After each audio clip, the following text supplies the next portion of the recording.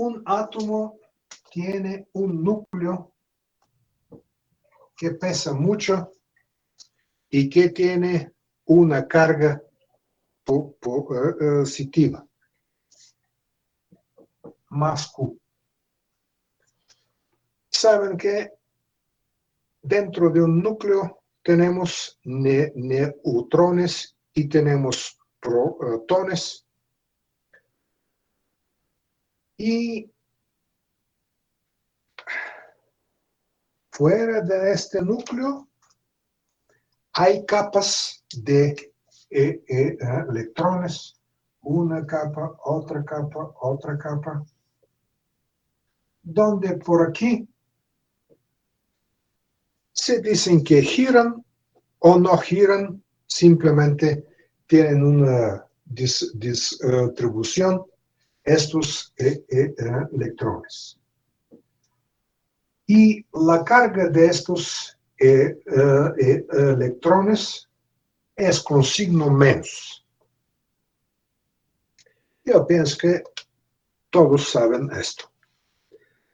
Así que de este modo tenemos una carga con signo más y una carga con signo menos. Es decir, tenemos dos tipos de carga.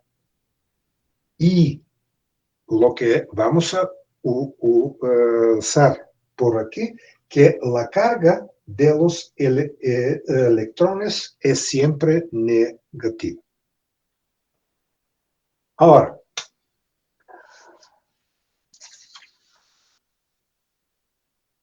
cuando hay dos cargas, por ejemplo, por aquí tenemos una carga Q1 y por aquí tenemos otra carga Q2. Y cuando la distancia entre la carga Q1 y Q2 es R, en este caso, entre estas dos cargas hay una fuerza que tiene un cierto valor. 1 sobre 4pi, epsilon 0, epsilon con subíndice R, por Q1 por Q2 sobre R a la 2. ¿Dónde? 4pi es 4pi. Está claro. Epsilon 0. Epsilon con subíndice 0. Esta es la permitividad.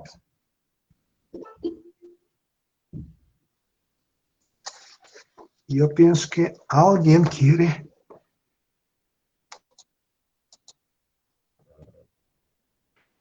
por favor, entren siempre con su email, de la física, porque si no, tenemos dificultades. Perdón, es que me equivoqué de... Entonces, es permitividad de vacío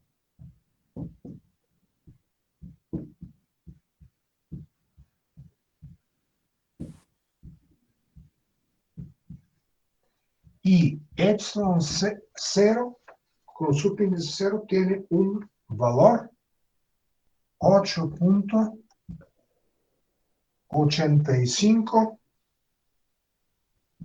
por 10 a menos 12 farad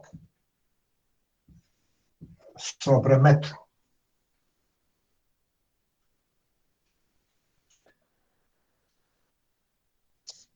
Bien.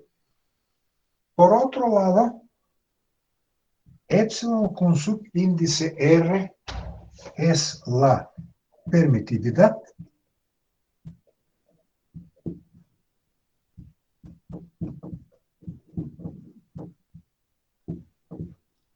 relativa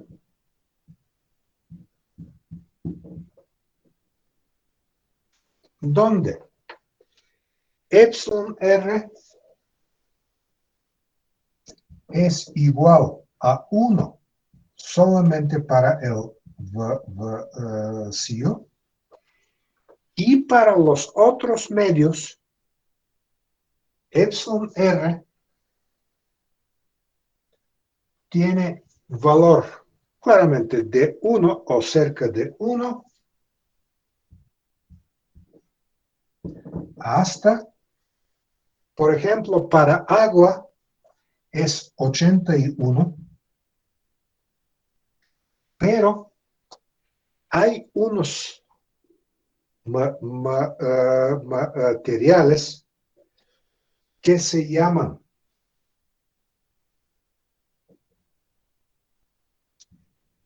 magnetoeléctricos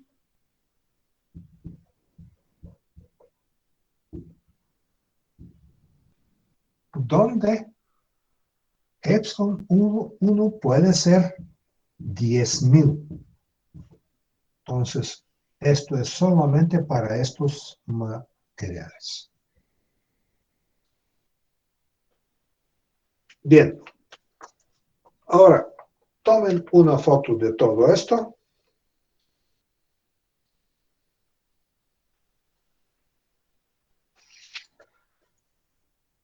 ¿Listo?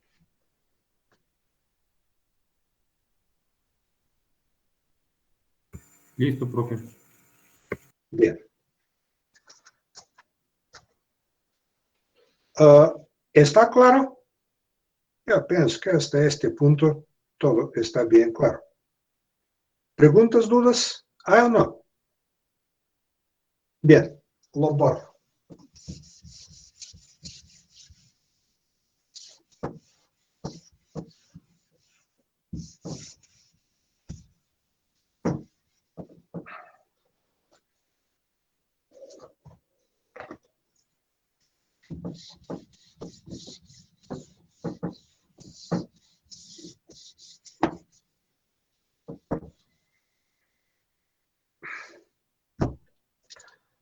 Ahora, esta fórmula para la fuerza F.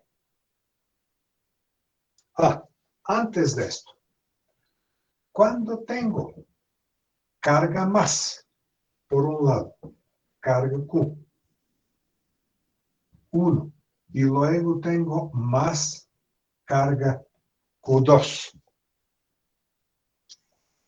En este caso, la fuerza es de repulsión.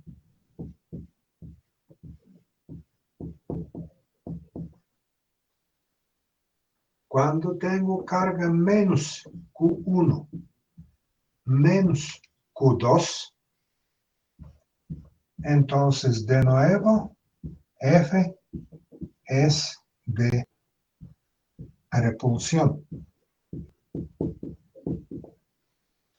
Cuando tengo menos Q1 más Q2, o claramente más Q1 y menos Q2, en este caso F es una fuerza de atracción.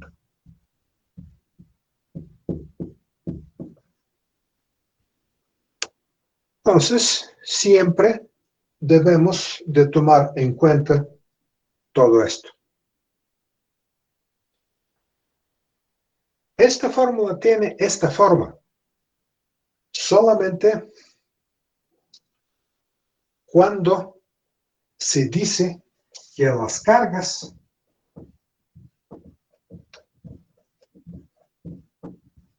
son puntuales.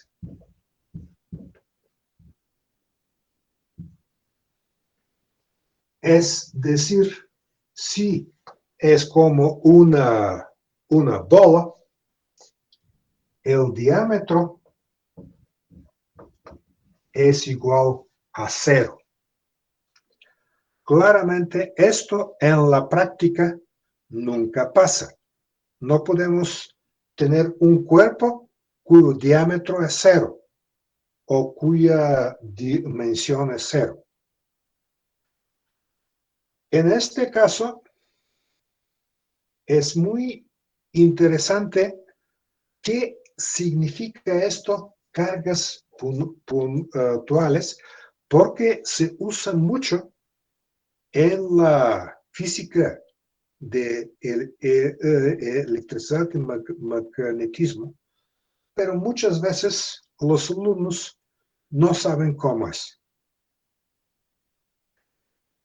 Bien, tomen una foto de esto y vamos a ver esta cosa.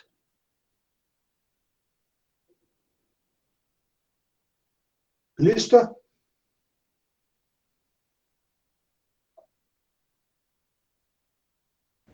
Listo.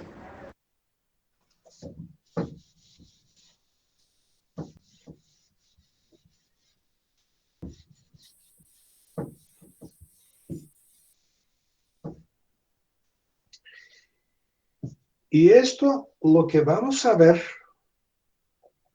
yo pienso que sería muy útil para los alumnos del grupo que van a ser experimentales.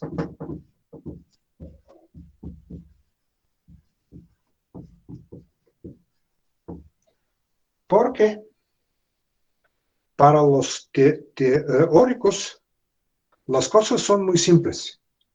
Simplemente ellos ponen D es igual a 0 y listo. Nadie piensa, ¿puede ser esto o no puede ser esto? Ah, D es igual a 0, punto. Pero cuando tú haces un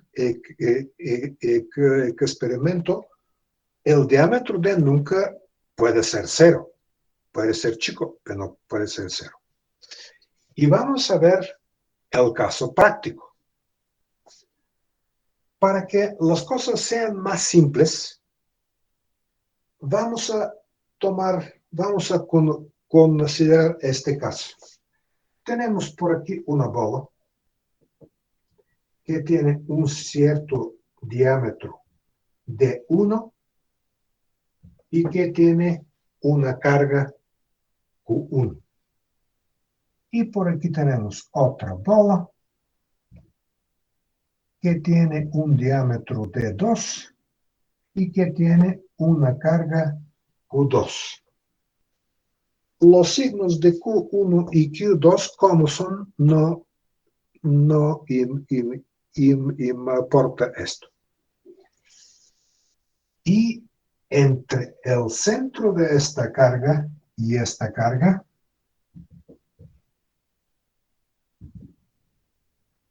hay una distancia R.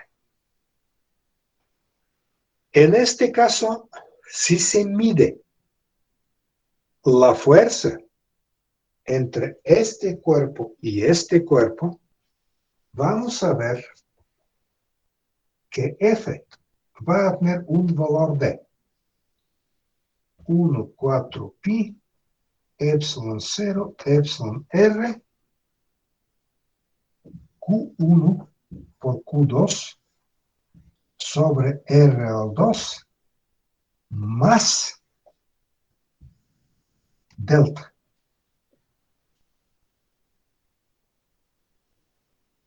Ahora, delta tiene un valor que no es 0. Nunca es 0, delta. Es decir, si se dice así de una manera súper rigurosa, esta fórmula no sirve, no es muy correcta, porque delta nunca es 0. Pero nosotros debemos ver cómo cambia delta cuando cambia R, cambia D1 y cambia de 2.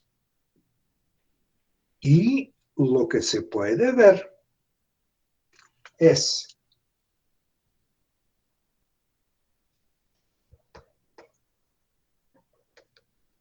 si ponemos por aquí los valores de delta. Y para que sea más simple, vamos a tomar que D1 es igual a D2. Para que sea más simple. Y por aquí vamos a poner R sobre D. Esto lo vamos a poner como D. Entonces, cuando, y claramente por aquí tenemos 0. Cuando R es 0, delta tiene un valor mucho más grande que esto.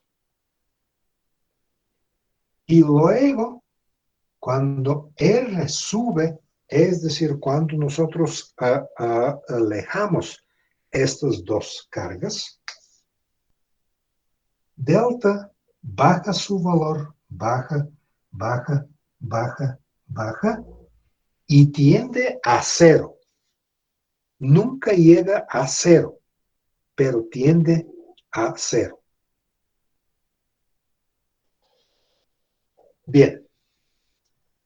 Y de este modo, cuando R es mucho mayor que D, en este caso, delta tiende a 0. Pero, ¿qué es esto? 100 veces, 1000 veces, 1.000.000 veces, 100 millones de veces. Esto, ¿cuánto será el límite para que se diga R es mucho mayor que D? Depende de cómo van a medir, qué es lo que van a medir y con qué error van a medir. Tomen una foto de esto.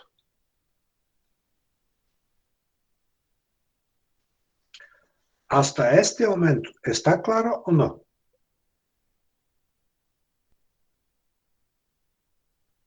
Preguntas, dudas, díganme.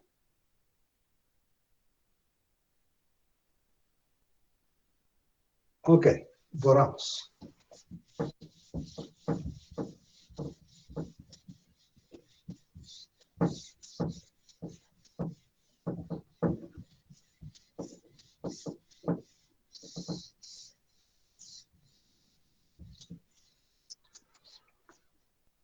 Entonces, supongamos que yo tengo mi casa con dos bolas con carga Q1 y Q2 y con sus diámetros D, y entre estas dos bolas, entre los centros de estas dos bolas, yo tengo una distancia R. En este caso, supongamos que yo voy a medir la fuerza y voy a medir la fuerza con un error delta F. Nunca el error delta F, el error de la medición es 0. Siempre tiene un cierto valor. En este caso, yo tengo la fórmula, F es 1, 4 pi, epsilon 0, epsilon R, Q1 por Q2 sobre R a la 2, más delta. Este valor lo vamos a poner como A. Y delta es delta. Y vamos a ver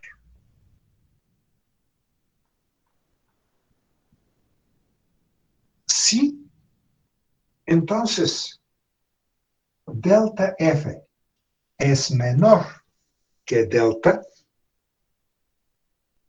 En este caso, así delta F es sí, menor que delta, en este caso yo debo tomar en cuenta el valor de delta, que nunca es cero. Pero en este caso, cuando quiero medir la fuerza, yo puedo optimizar mi medición así que R sea más grande, más grande y más grande y más grande. En este caso, voy a ver que F baja de valor, pero delta F prácticamente no cambia. En este caso, yo puedo ver cuando delta F sobre F va a ser igual a delta sobre A.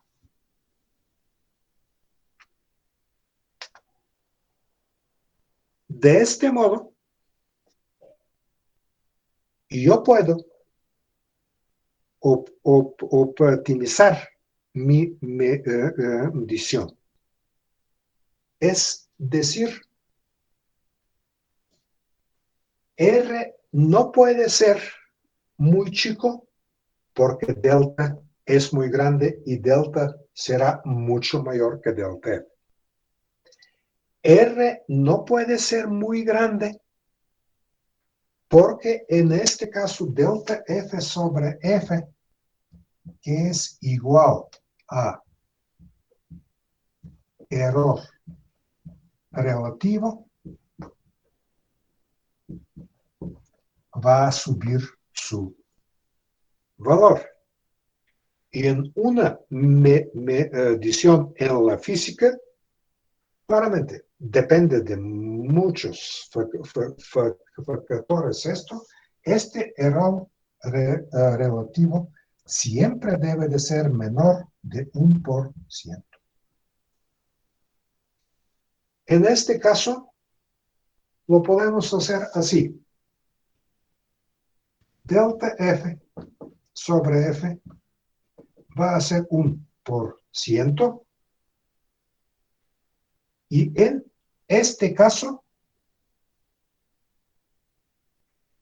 yo debo hacer R así, que delta sobre A es menor que 1%. En este caso, para esta medición, para estas condiciones, yo puedo decir que R es mucho mayor que D, por eso delta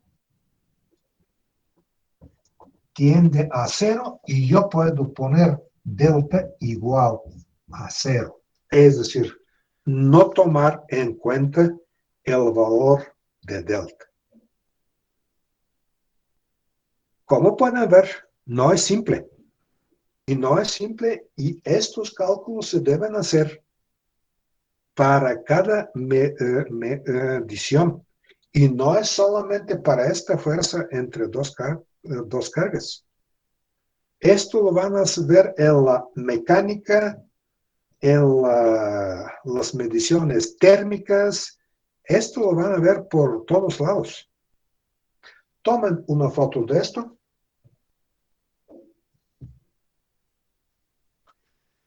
Y más o menos, ¿está claro o no?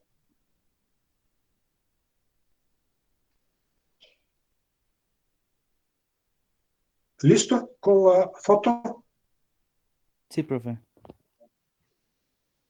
¿Está claro o no? Díganme, ¿sí o no?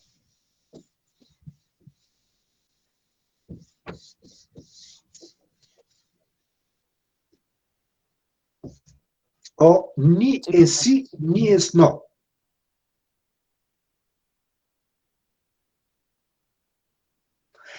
Díganme, díganme.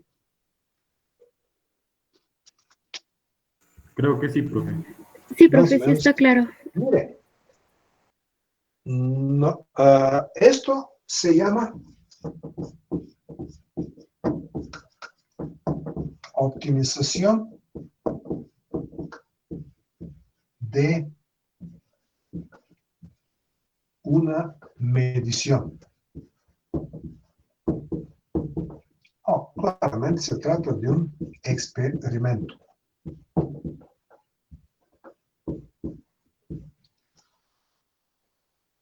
No es fácil. No es fácil. Por eso, muchas veces, yo, por ejemplo, tengo muchas colaboraciones dentro de México y fuera de México. Y muchas veces he discutido con la gente que tiene realmente un nivel muy alto en la ciencia, que son ni nivel 2, ni nivel 3, fuera de México son full profesor, realmente son científicos de muy alto rango. Muchos de ellos no hacen optimización de su experimento.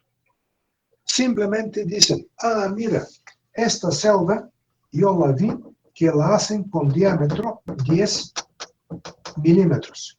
Entonces yo voy a hacer el diámetro 10 milímetros. ¿Y por qué 10? ¿Por qué no es 5? ¿O por qué no es 15? Simplemente así se hace. Así que, por eso, hay toda una ciencia para esta cosa. Toda una ciencia, y es ciencia con muchos cálculos y con muchos detallitos, y es ciencia de muy alto rango. Pero se puede hacer optimización de una medición y cuando no tienes modelo teórico. Pero mejor se hace cuando tienes un modelo teórico. En este caso, más fácilmente se hace cuando este modelo teórico corresponde bien a la medición. Se hace más fácilmente porque tienes algo con que puedes hacer cálculos.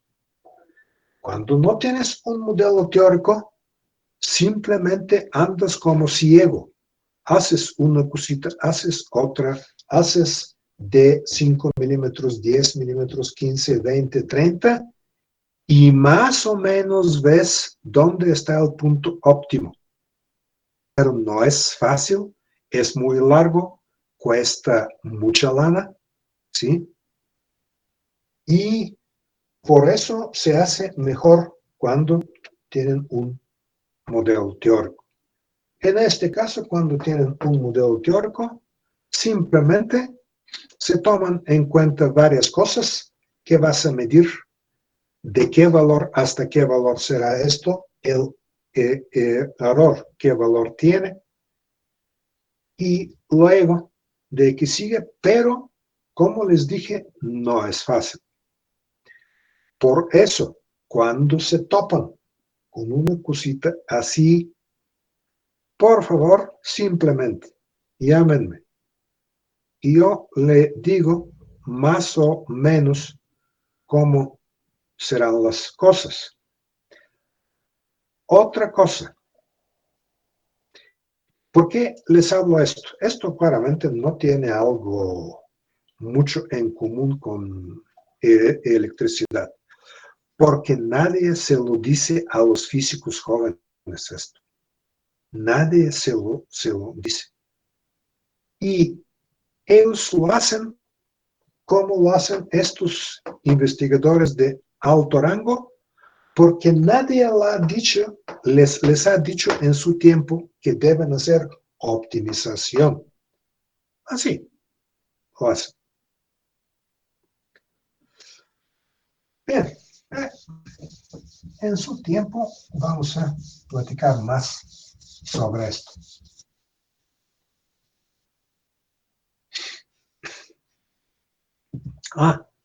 Una cosa más, otro, lo más importante. Ustedes hacen un experimento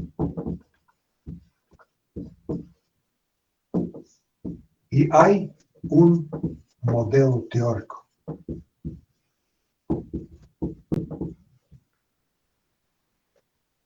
El modelo teórico es siempre más simple que el experimento.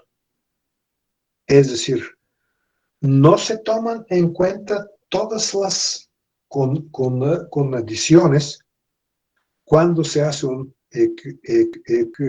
experimento. Solamente como un ejemplo muy simple, los teóricos siempre dicen, la Tierra es plana y es de superconductor. Y les sirve. Esta aproximación les sirve muy, muy bien. La Tierra es así. Y cuando, por ejemplo, yo tengo por aquí una carga Q, por aquí yo tengo una otra carga, por ejemplo, menos Q, se puede pensar que tengo, y por aquí podemos ver cómo son las líneas, etcétera, etcétera. ¿Sí? Pero en la práctica no es así. Ni la Tierra es plana, ni es de superconductor. ¿Sí? Así que, siempre, cuando van a hacer una medición y tienen un modelo teórico, antes de que hagan esta medición, antes de que hagan este experimento, por favor, deben ver qué aproximaciones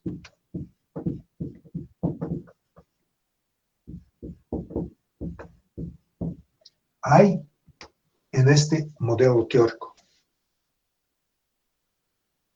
¿Qué aproximaciones hay en este modelo teórico? Siempre hay. No hay una teoría que toma en cuenta todos los parámetros para una medición en la práctica. Siempre hay una aproximación. No son una, son muchas. Y en este caso, por ejemplo, tenemos parámetro 1, parámetro 2, parámetro 3, parámetro 4 y más parámetros. Siempre, por ejemplo, el parámetro 1 debe de tener un cierto valor de aquí hasta aquí. Entonces es P1', P1, 2', este es parámetro P1. El parámetro P2 de P2',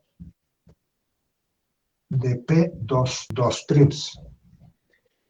Si estás dentro entre P1' y P1,2' para el parámetro P1, puedes usar este modelo teórico. Si estás fuera, no puedes usar este modelo teórico. Debes buscar otro modelo teórico. Y así con los otros parámetros. Y si estos parámetros son n, prácticamente tú tienes un volumen de n dimensiones, ¿sí? Donde dentro de este volumen de n dimensiones, el modelo teórico te sirve.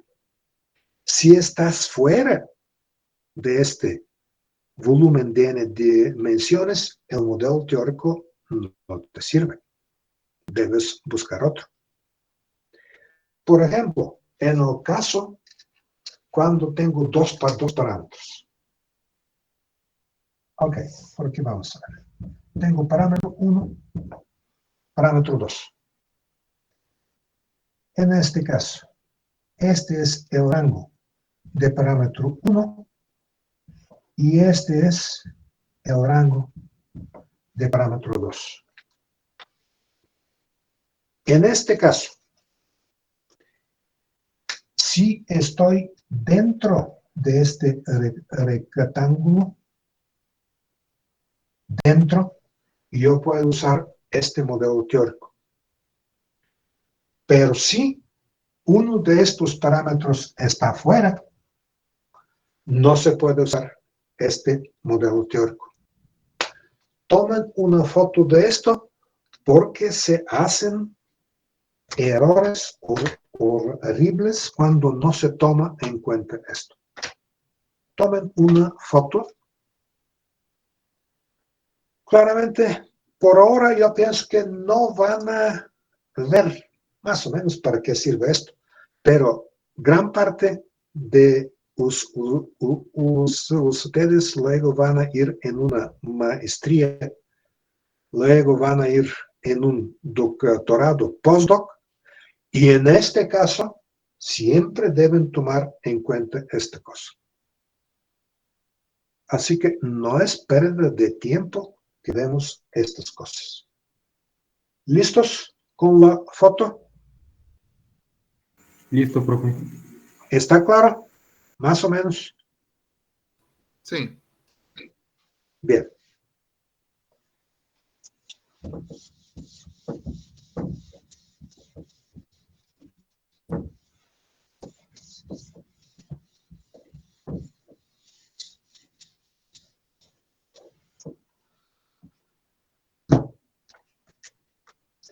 Vamos a ver qué tenemos más. Ajá. ¿Qué pasa cuando tenemos solamente una carga eléctrica? Solamente una carga eléctrica. En este caso, alrededor, por aquí de esta carga eléctrica, nosotros tenemos un campo eléctrico. Este campo eléctrico depende de esta carga, depende si hay otras cargas y depende si tenemos algunos cuerpos, pueden ser cuerpos de metal, pueden ser cuerpos de electroaislantes, pueden ser semiconductores, puede ser lo que sea, independientemente que estos cuerpos no tienen carga, ellos ya forman el campo eléctrico. Independientemente que un cuerpo, por ejemplo, de este tipo no tiene carga. No importa esto. El campo eléctrico se deforma. Y entonces el campo eléctrico prácticamente es una propiedad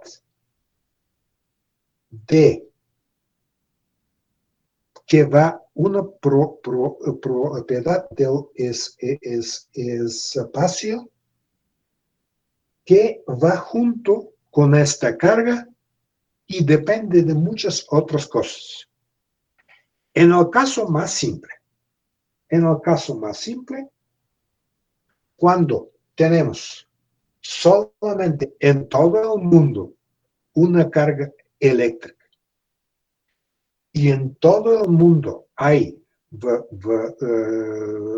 vacío, en este caso el campo eléctrico en este punto A tiene un cierto valor que es igual a Q sobre 4pi epsilon 0 epsilon R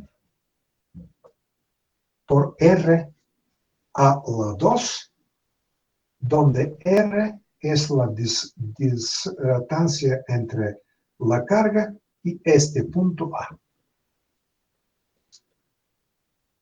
Claramente, si todo el universo está lleno con un cierto material que tiene un cierto valor de epsilon R, esta fórmula sirve.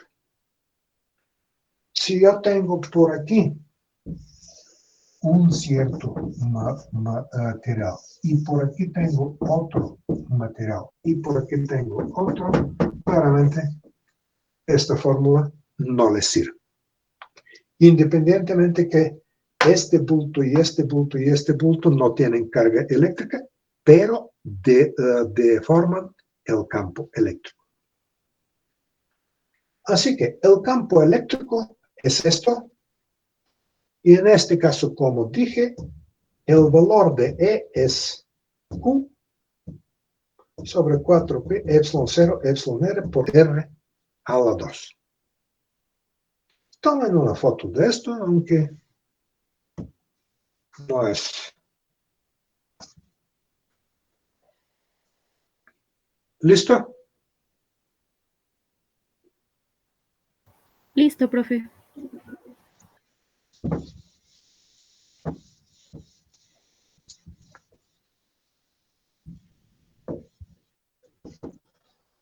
Ahora, hay varios tipos, prácticamente son dos tipos de campos eléctricos. Hay campo eléctrico potencial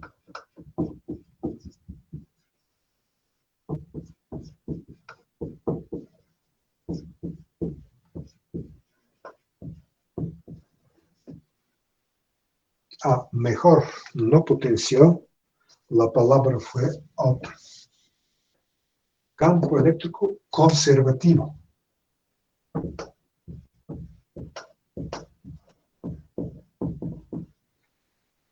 Y hay campo eléctrico que no es conservativo.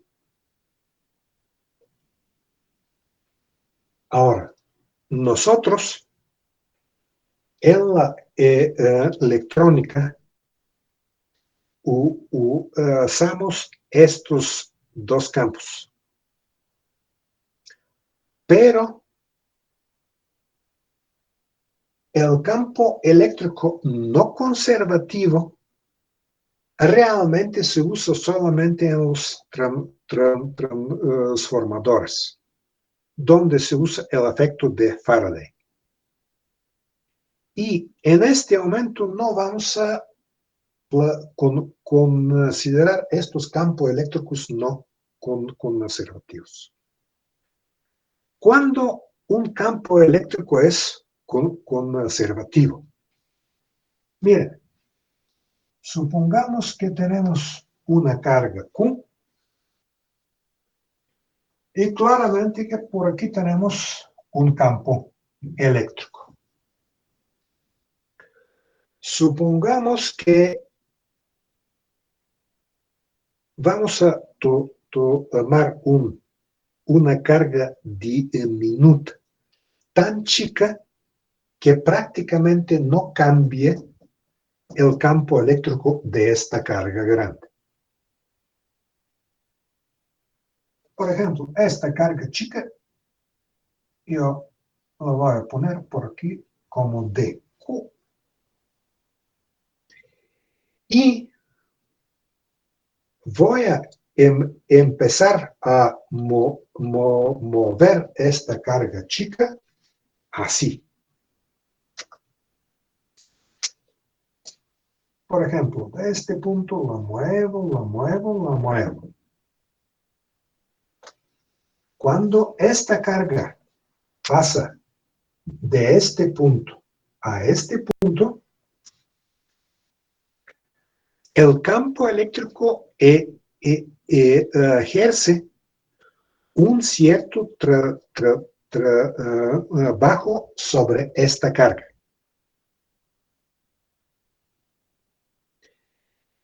Entonces, la energía de esta carga en este punto es V1 y en este punto es V2. En este caso, A es igual a V2 menos V1. Y este trabajo A se hizo del campo eléctrico.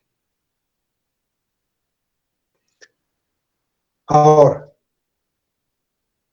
un campo eléctrico es conservativo cuando A depende solamente del punto inicial y punto final donde estaba antes la carga y donde está ahora la carga.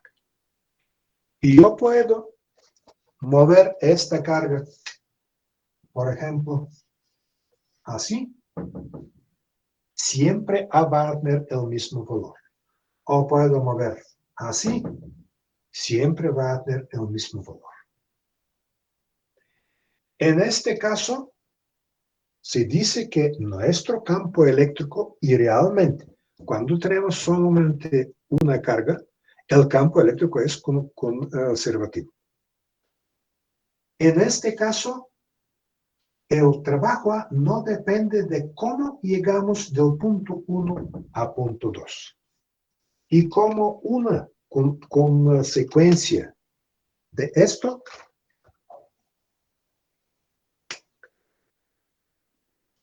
sigue que yo, si muevo mi carga de este punto, por aquí lo muevo como me dé gana, y de nuevo llego en el mismo punto, en este caso A es igual a 0. ¿Por qué? Porque A es igual a V1 menos V1. Porque se trata del mismo punto. En este caso, tenemos un campo eléctrico conservativo.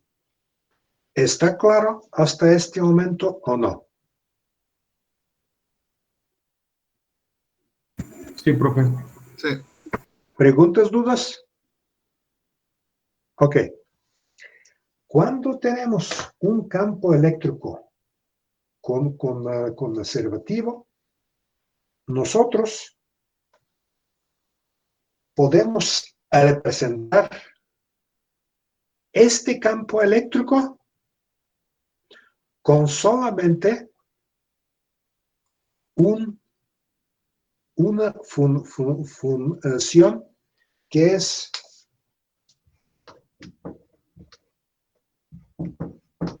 función escalar.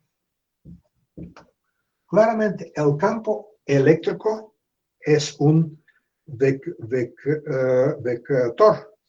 Por ejemplo, en este punto, el campo eléctrico tiene esta dirección y tiene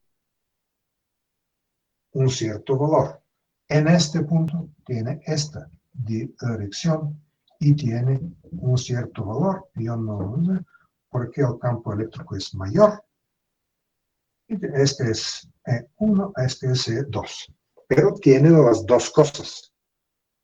Dirección y módulo, el valor. Nosotros, cuando tenemos un campo eléctrico conservativo, en este caso, podemos representar como este campo eléctrico conservativo como gradiente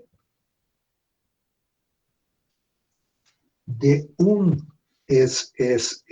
escalar phi, ¿sí? Donde phi se llama potencial eléctrico.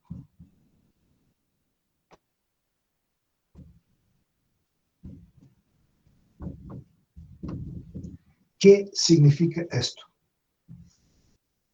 Esto significa d de x, d de y, d de z, de phi.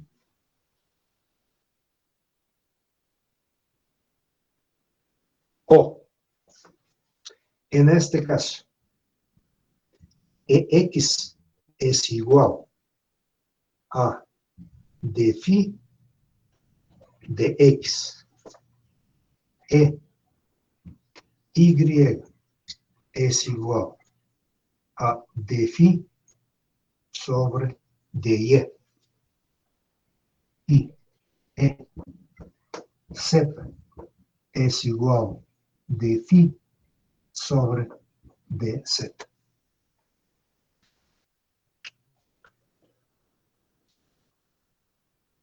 Bien, tomen una foto de esto. Claramente esto también es nada ahí. Nada de phi. Tomen una foto de esto. De este modo, cuando yo sé cómo phi depende de x, y y z, yo ya sé cuánto es ex, y y z, usando estas fórmulas. ¿Listos con la foto?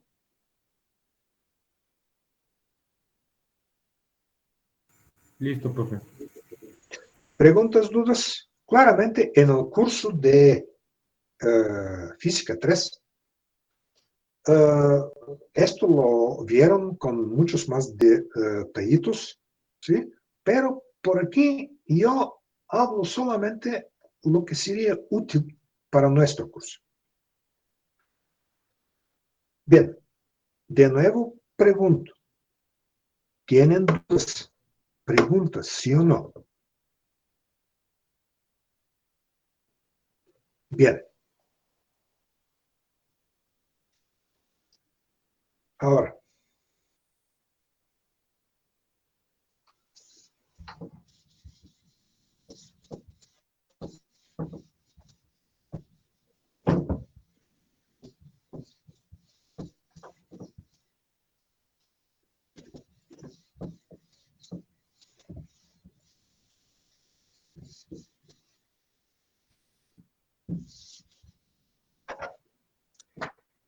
entonces, por ejemplo, lo que vimos es que Ex es igual a d phi de X, Y es igual a d phi de Y, Z es igual a d phi de Z. Esto ya lo vimos. Miren, supongamos que phi es igual a phi y depende de X, Y, Z. Supongamos que este es phi 1. Phi 2 es igual a phi X, Y, Z más una constante C. En este caso, ¿cambia algo para EX, EY, EZ? No, no cambia. Porque DC sobre DX me da 0. DC sobre Y me da 0. Es decir, no me da nada, no cambia nada.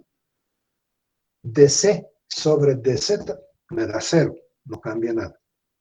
En este caso, el potencial phi 1 y phi 2 me van a dar el mismo campo eléctrico. El mismo campo eléctrico.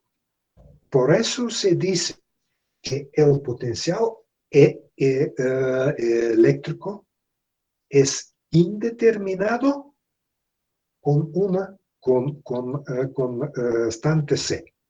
Y esto C puede ser 1 volt, 2 volts, 3 volts, 10 volts, 1000 volts, 1000 volts, no importa esto.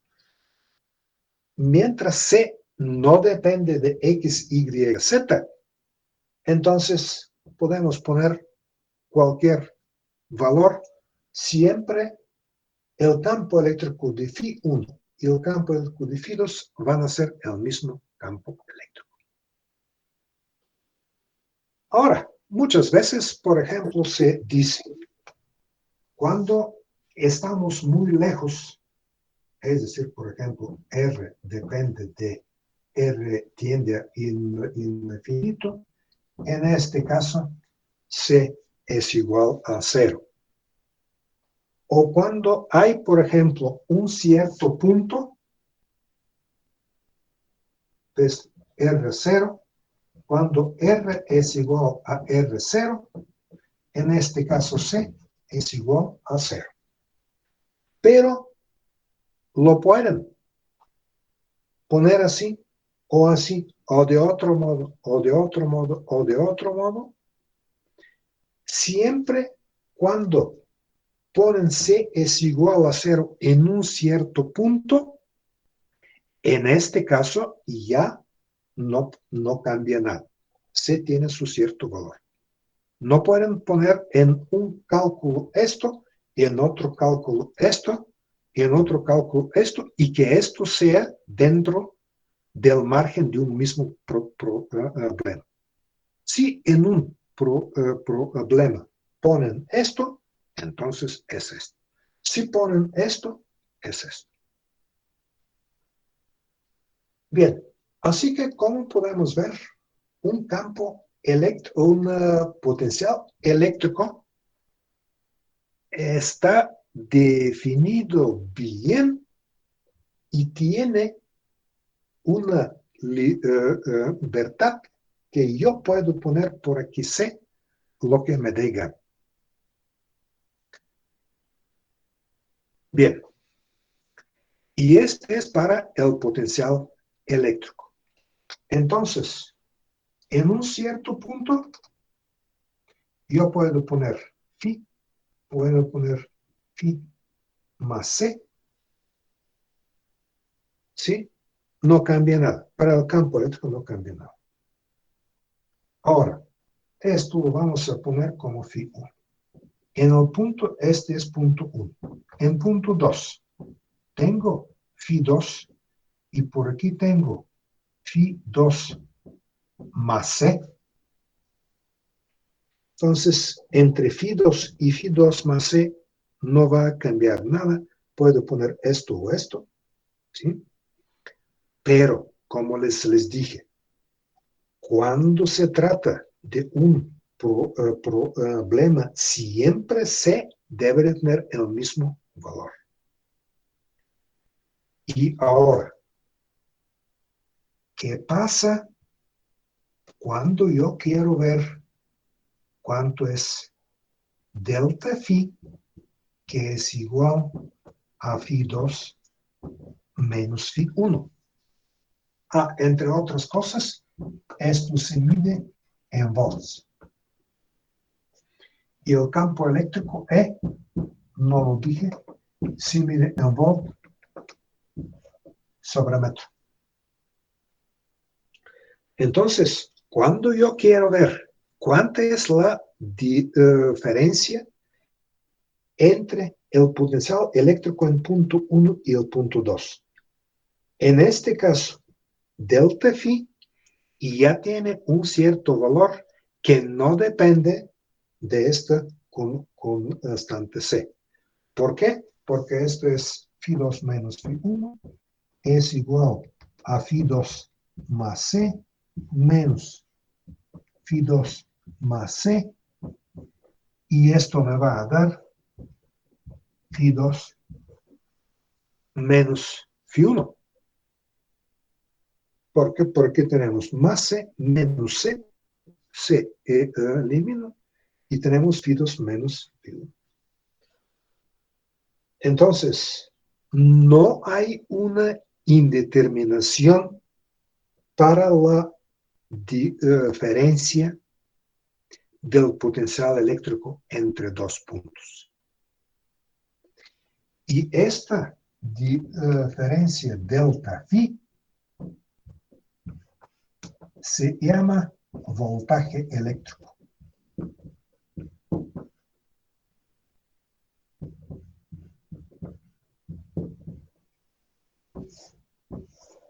Y esto ya lo vamos a usar mucho, mucho, mucho. Tomen una foto de esto.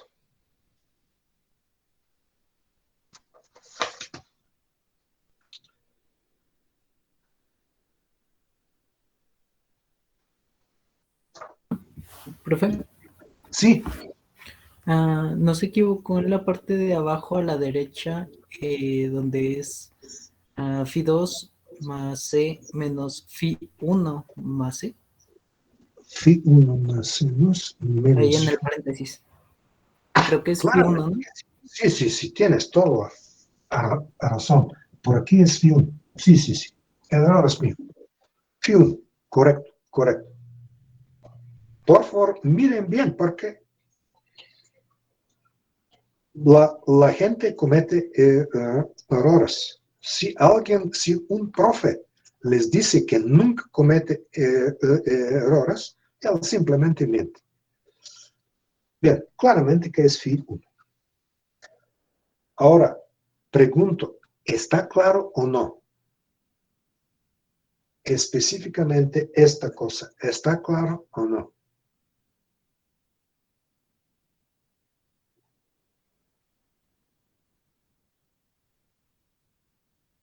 Preguntas, dudas. De este modo, ya se sabe que es voltaje eléctrico, que vamos a usar mucho. Claramente, así como el potencial eléctrico se mide en volts, el voltaje eléctrico es diferencia entre volt menos volt y también se mide en volt.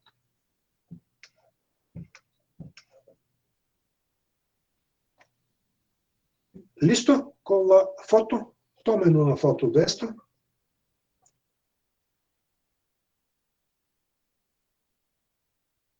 ¿Listo?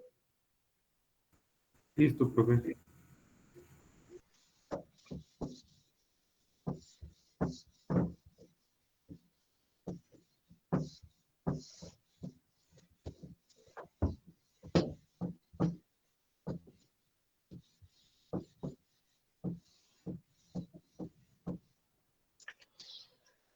Y ahora vamos a ver cuánto tiempo tenemos.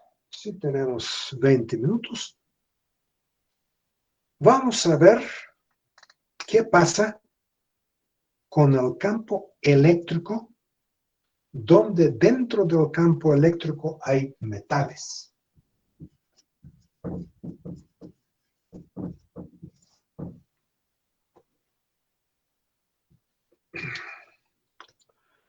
Muchas veces se dice que en la electrotécnica, en electrónica, se usan semiconductores, se usan esto. Prácticamente en la electrónica más lo que se usa son los metales, porque todos los cables son de metales. Entonces, ¿qué características tienen los metales? Vamos a ver esto luego. Pero en este momento vamos a ver qué pasa dentro de un bulto de metal. ¿Y qué pasa cuando este bulto de metal se pone en un campo eléctrico? En primer lugar, metal. Tenemos un volumen de metal. Dentro es el metal. Los átomos de los metales tienen un núcleo, claramente con carga positiva, tienen por aquí electrones en una capa, electrones en otra capa, electrones en otra capa, y tienen en la capa más superficial, tienen uno o dos electrones en la capa más superficial. Estos uno o dos electrones tienen un radio de órbita muy grande. Por eso la fuerza entre este electrón y el núcleo es muy débil. En este caso, fácilmente estos electrones abandonan el átomo. En este caso, si el átomo fue antes de que el electrón abandone el átomo, luego tenemos esto.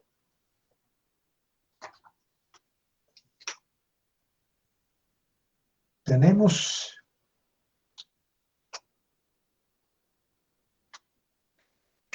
un átomo con núcleo.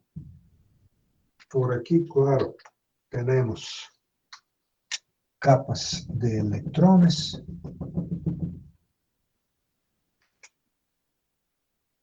Y tenemos más un electrón que no tiene algún vínculo con esta cosa. Es decir, no hay una fuerza significativa entre esta cosa y el electrón. ¿Por qué digo esta cosa? Porque este es un electrón y esto, lo que se queda del átomo después de que salga un electrón, es un ion positivo. Es un ion. Ya no es un átomo, porque falta un electrón. Es un ion. Claramente, el peso de este ion es miles de veces mayor que el peso del electrón. Por eso, el electrón se mueve mucho. Fácilmente se puede mover. Mientras entre estos iones dentro, porque por aquí tenemos muchos electrones así, que se llaman electrón libre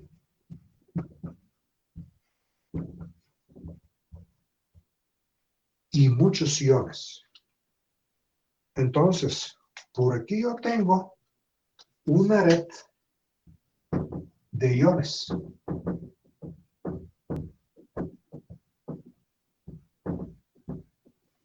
Entre estos iones hay fuerzas muy grandes. Por eso, ellos prácticamente no se mueven. Y dentro de esta red de iones, yo tengo electrones.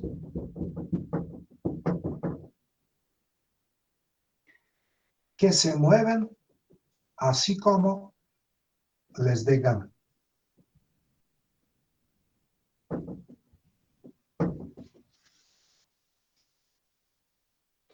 Entonces, prácticamente, cuando tenemos un metal, los portadores de la carga eléctrica que pueden transportar la carga eléctrica son los electrones libres. Hay muchos más electrones, pero no son libres. Por eso, estos electrones por aquí no pueden ser portadores de carga. Lo que puede mover la carga eléctrica dentro de este bulto de metal son los electrones libres. Bien, tomen una foto de esto.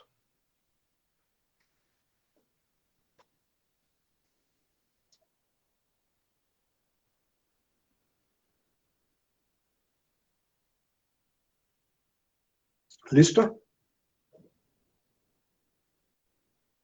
Sí. Bien. Y ahora vamos a ver, tomando en cuenta esto, qué propiedades tiene un bulto de metal.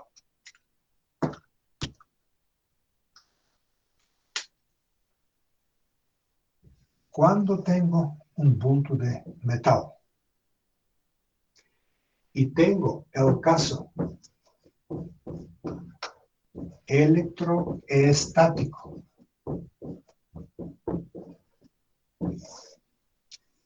es decir, yo tengo por aquí un campo eléctrico, por aquí, por aquí, por aquí, por aquí, ¿sí? Fuera de este bulto de metal. Puede ser que tengo una carga por aquí, otra carga por aquí, otra carga por aquí, cositas así.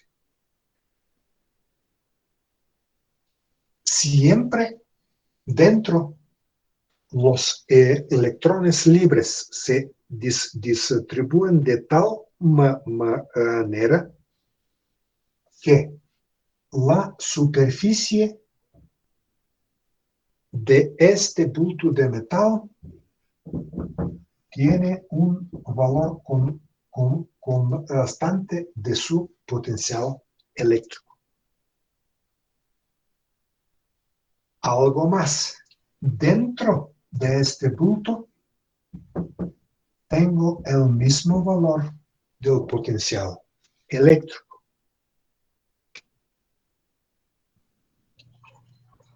¿Sí? Entonces, en este punto, si tengo 5 volts, por aquí voy a tener 5, por aquí voy a tener 5, por aquí voy a tener 5, 5. Independiente de la forma. La forma puede ser así, así, así, no importa esto. Phi tiene el mismo valor sobre la superficie y tiene el mismo valor dentro. Pero, si por aquí yo tengo valor phi y por aquí tengo valor phi, en este caso E, el campo eléctrico dentro, fue de phi sobre dx, por ejemplo, para x. Pero si phi no cambia, esto es 0. Para E dentro, yo lo voy a poner como I. I, X. Por aquí voy a poner I, Y, también será 0. Y E, Y, Z, también será 0. Porque phi no cambia. Claramente, nada de un escalar que no cambie me va a dar 0, 0. De esto sigue que el campo eléctrico E dentro es igual a 0. Entonces, uno es esto y otro es esto. Ojo, esto es solamente cuando tenemos un caso electroestático. Es decir, por aquí tenemos una cierta distribución de los electrones libres, están allá y no se mueven. ¿Sí? Es decir, efectivamente no se mueven. Es decir, la distribución se queda así. En este caso, E es igual a 0 y phi tiene un cierto valor que no cambia. Cuando por un metal fluye una corriente eléctrica, es decir, cuando hay un cierto cambio del potencial y de esto tenemos un flujo de electrones que prácticamente es corriente eléctrica. En este caso, ni esto es así, ni esto es así. Pero este es el caso no electroestático. Para el caso de electroestático, para el metal tenemos esto. Tomen una foto.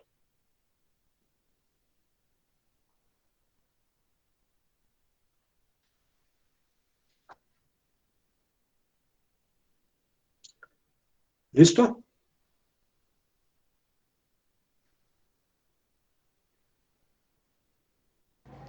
Listo, profe.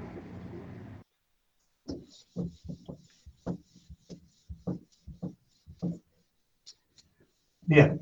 Y el martes vamos a ver qué pasa cuando tenemos, cuando estos electrones libres se mueven. Finalmente, preguntas, dudas, ¿tienen o no?